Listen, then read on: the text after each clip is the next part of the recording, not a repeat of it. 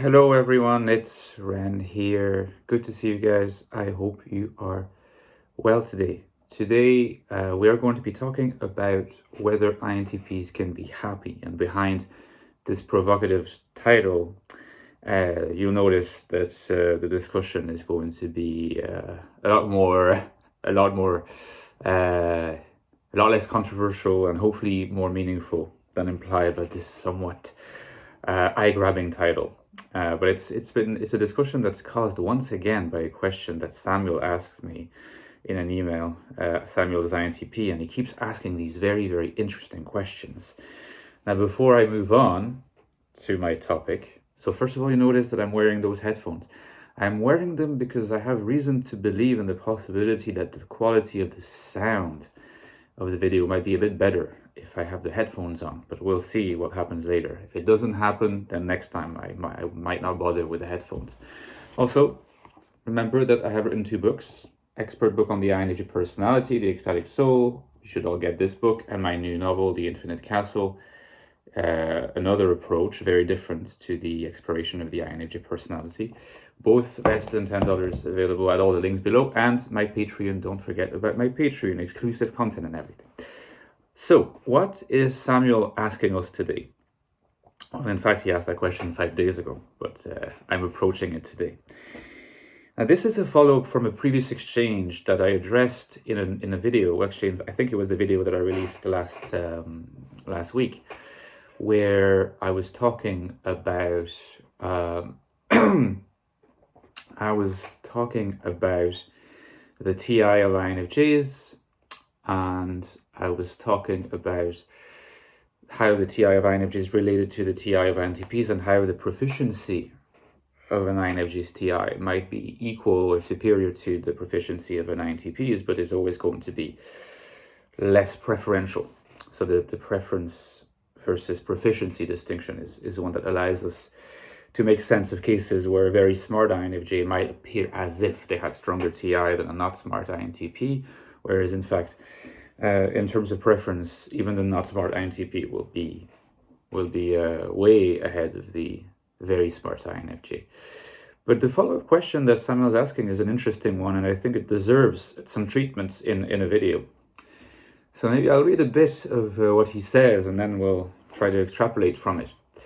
He says, I would imagine an INFJ would be motivated to develop their TI in terms of proficiency in a goal-driven way, specifically in the service of their NI vision, which would be their preference. So far, so good. If we use the analogy of a sculptor sharpening his axe, that would be TI, to make more precise cuts to the sculpture being the wholeness of the vision, the NI, that would mean that as an INTP, I would be sharpening my axe as the end goal itself. From this angle, isn't the INFJ destined to have a more successful and fulfilling life than the INTP, having produced a beautiful sculpture, while the INTP has nothing to show for but a sharp axe? So he goes on, to say that surely we want to intuitively believe that it's possible for INTPs to have just as fulfilling a life as the life of INFJs. And therefore, what is missing in the account? What is missing in the explanation? And are we forced to say that TI in a dominant position doesn't supply a store of intrinsic potential meaning of the same size as NI in a dominant position? In other words, is NI, because of its association with vision, is NI by itself more of a repository of value and meaning than TI? It's almost as if the question is implying that NI has a status as an end, right? An end in itself, whereas TI is more of a means to an end. And I think that, in the Ecstatic Soul, TI is in some sense described as a means to an end, not only, but in part. There is this insistence in the Ecstatic Soul that NI provides in some sense the main repository of value, and that the other function ought to be, if not in the service of NI, at least harmonized with NI, which means obeying certain of of NI's prescriptions and requirements. From this perspective, it's possible that the best comparison with an INFJ from the TI dominance perspective is actually not INTP, but ISTP, because the ISTP actually has the same functions that the INFJ has. In the vocabulary of some systems, they are from the same quadra, the beta quadra, which contains INTP, ISTP, INFJ, ENFJ, and ESTP. Types that have the same set of functions, not in the same order, but the same set of functions. An ISTP would be TI dominance with NI a tertiary, so we would be in a situation where we would have to wonder whether the ISTP is using NI as a means and TI as an end, given that TI is dominant and NI is tertiary. But then what does that mean if in the case of the INFJ we've established that NI is the end and TI is the means? The only way in which we could save that explanation is by insisting on the fact that in the case of an INFJ, what makes NI the main repository of value and of vision is not in NI's intrinsic properties, but the properties that NI has relative to the case of being dominant, and similarly for TI tertiary. Now, Samuel is an INTP, so we're, in the interest of the question and of the video title, I'm not going to focus mostly on the ISTP, but instead on the INTP, by reference again to the INFJ. So I agree intuitively with the idea that there's absolutely no reason to believe, theoretically and in principle, that INTPs are bound to lead less meaningful, fulfilling, or happy lives than INFJs. And there's also absolutely no reason to believe that that happens in fact. To be completely honest with you, having interacted with many INFJs over the years and having interacted with many INTPs over the years, it's not hard to notice that in general, INFJs often come across as a little bit more, again, averaging over large samples, INFJs come across a little bit more nerve-wracked and concerned and maybe, full of inner conflicts than INTPs do, which is not to say that INTPs can't experience that. Of course they can.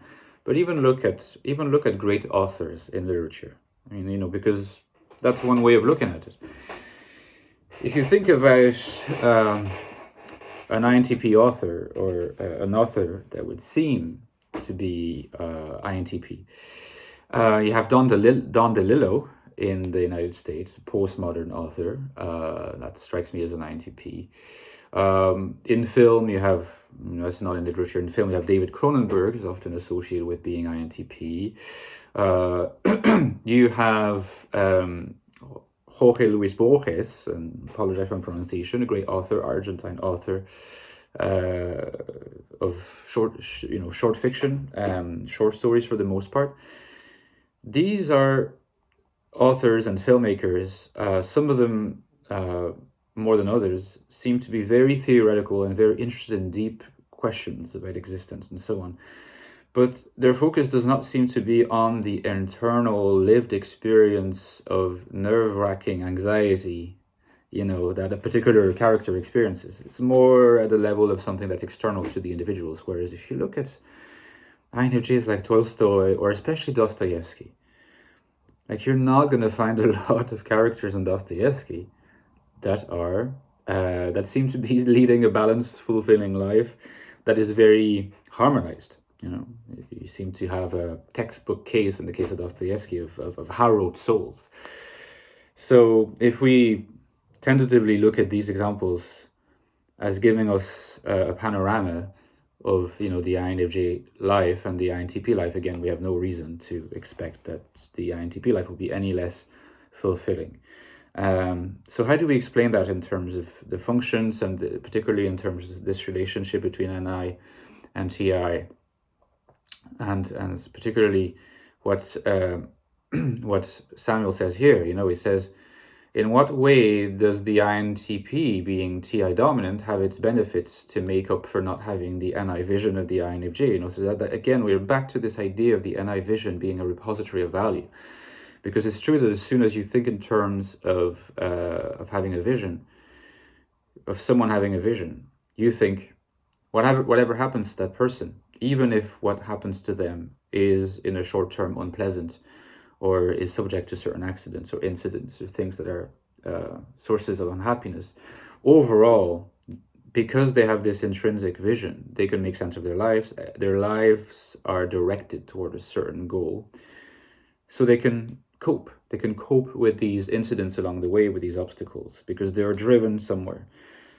And it's as if someone like a type like INTP that doesn't have that drivenness is going to lack that meaning, even if maybe on an everyday basis there's more contentment, there's overall less meaning. Now, that's also most likely not true, but how do we explain it? I think that the core aspect, the key element to emphasize here, and that's really emphasized in the ecstatic soul again, is that vision is really not a great term to describe NI. We see this term in the literature all the time. I'm not going to question that. But it's not a great term because if you look again at the evidence, maybe among business people, you notice that there's a plethora of non-NI users who clearly have a great vision. The founders of Google, the former CEO of Amazon, and so many others, they don't seem to be NI users. Clearly, they have a great vision. So there's no correlation here. And if you meet a lot of INFJs and try to sort of inquire as to what their vision is, they won't even be able to tell you. Now, the ecstatic soul makes the point by saying it's not that INFJs as NI dominants have a vision. Is that they experience their consciousness, they experience themselves, their mind, their everyday life as incorporating an element of prescience. So I talk about prescience as a replacement for vision. Vision almost sounds like people talking about the NI dominance perspective from a non-NI perspective, and they say vision. But actually from the NI dominance perspective, we never really experienced ourselves as having a vision. We experience ourselves as being prescient. Prescient meaning that we feel like we know more than we can express, and we feel like we know more than we should be able to know. In other words, that there are things we seem to know, even though we might not be able to express it. And even though we might not be able to point back to that's a very important element, to the chain of reasoning that allowed us to get to that point. Okay, that's prescient. And that is, in fact, what at least according to the theory of the ecstatic soul, what a type like an INTP or an ENTP, or indeed types that are in general TI heavy and don't have NI, are more NI users, they're not going to experience that. They're not going to have this element of prescience as a core feature of their consciousness, of their conscious lived experience. We're talking about the phenomenology of a type here. In the case of the INFJ, that's going to be very much present. In the case of the INTP, that's not going to be present. But then the question is prescience a repository of meaning? And no, it's not. Prescience is just a state of affairs where you feel that you know things, but you don't know how to articulate it, and you don't know how to justify it. The ecstatic soul is, in many ways, a book that attempts to tell the reader not to take pride, almost aristocratic and pretentious pride, in this prescience and transforming it into like a unique vision and separating oneself from others in terms of having that, or being a seer or a prophet, because it's kind of childish and doesn't make sense. But rather to take really this as a task and a problem, is that if you remain in that state, you're going to be alienated because you won't be able to link back your knowledge to the external world. So link it back to the external world by engaging an FE. Engaging FE with other people will automatically engage your SE, and you'll be able to reconstruct. You'll be able to reconstruct your prescience, what led there. And in this process, you build a worldview, okay? That's what gives meaning. It's the rebuilding of a worldview. Because ultimately, if we see meaning as the idea that our life as a whole makes sense, right? then any type can find meaning. The question is, how does their functional makeup put them in a certain position vis-a-vis the notion of meaning? In the case of the INFJ, there's a strong elements of the prescience there. But in the case of the INTP, the element of prescience is not there. There's another element. And to be completely honest with you, it would be somewhat premature for me to give you the answer, because it took me a whole book to answer that question in a preliminary fashion, because I'm thinking probably of writing a second book on this topic. In the case of the INFJ, so for the INTP, you would need your own book. You would need your own book of Jungian existentialism, in fact, or of Jungian phenomenology into the consciousness of the INTP to try to tease out, to try to suss out what gives meaning, what gives value. But NI by itself doesn't give value, doesn't give meaning. It's the role that NI has in shaping a certain kind of INFJ consciousness. So the question is, what will TI set as conditions?